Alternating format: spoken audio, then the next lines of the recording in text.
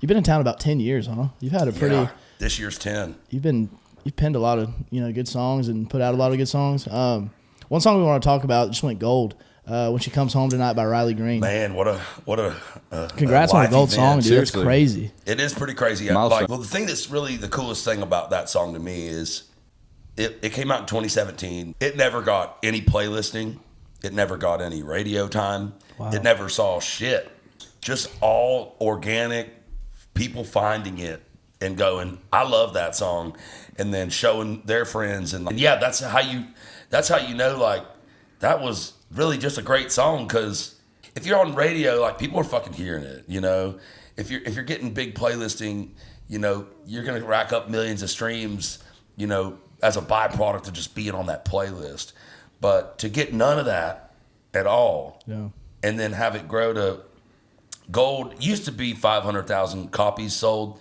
No one buys music anymore, so now it goes off streams. And I was looking it up. 75 million, that's so much, dude. Like, it used to be 500,000 units sold. Now it's 75 million times they have to listen to it. That's like quite the jump, guys. But no, I was like, but at the time I was looking at it, I'm like, shit, we're at like 65 million. Like, it won't be long. That's pretty crazy.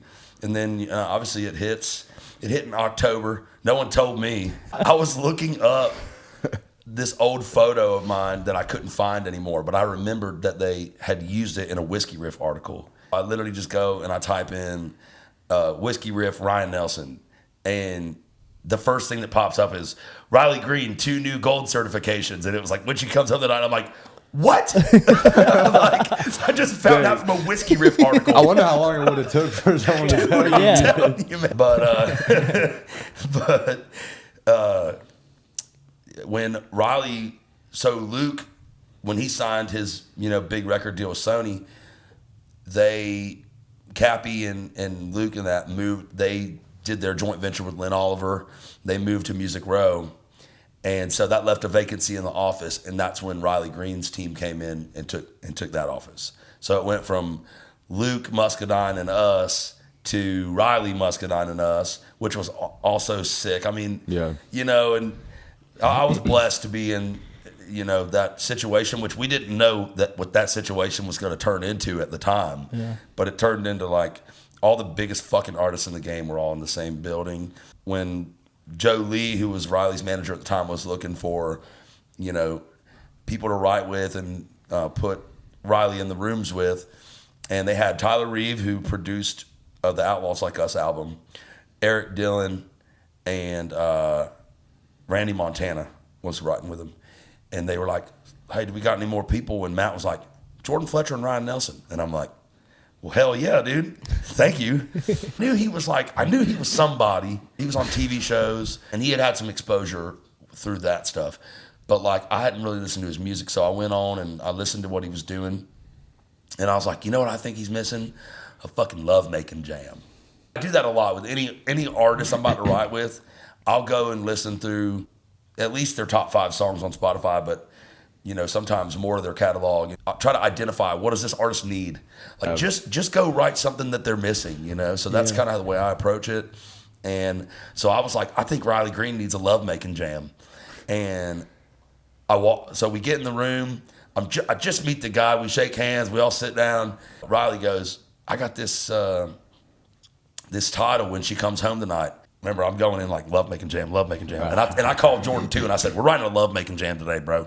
And he's like, all right. I'm like, I can do that. I'm like, yeah, we're going to do that. So then Riley throws the hook out, When She Comes Home Tonight. I'm like, yeah, that is exactly what we're writing.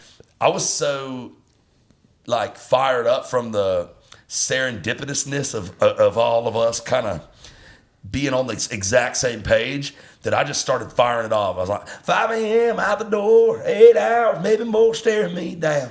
And then Riley went, hating work, hauling dirt, man, shit's just been wearing me out. And I was like, boom. I was like, there's half the first verse right there. We just spit it out. Like, I just met this guy like 30 seconds ago. So I knew then, like, okay, well, this is going to be something special, a good writing relationship. And me and Jordan, like I said, we grew up together a mile down the road. So we had probably already written like 60 songs at that point together. So I knew we had chemistry. And then, we immediately have chemistry with Riley. Riley's a great writer, too. He spits stuff out, dude. He'll write a song in front of your face. And me and Jordan are like that. So we're the three of us in the room, like, we wrote 4 or 5 songs, and I don't think a single one of them took more than an hour and like 20 minutes. Wow. It just happened so fast. And there were some really great ones that, I have a feeling are probably never going to see the light of day at this point unless I record them. But Riley did record. Every song that I wrote with him was recorded in one way or another professionally, and they all came out sounding so good. Dude. I was like, damn, these. That's fun. Because Riley's a great artist, man. He's got a nice timbre to his voice. Anything he sings, it sounds good. Yeah. So, yeah, it was dope. But, yeah, for that song to go gold, pretty crazy.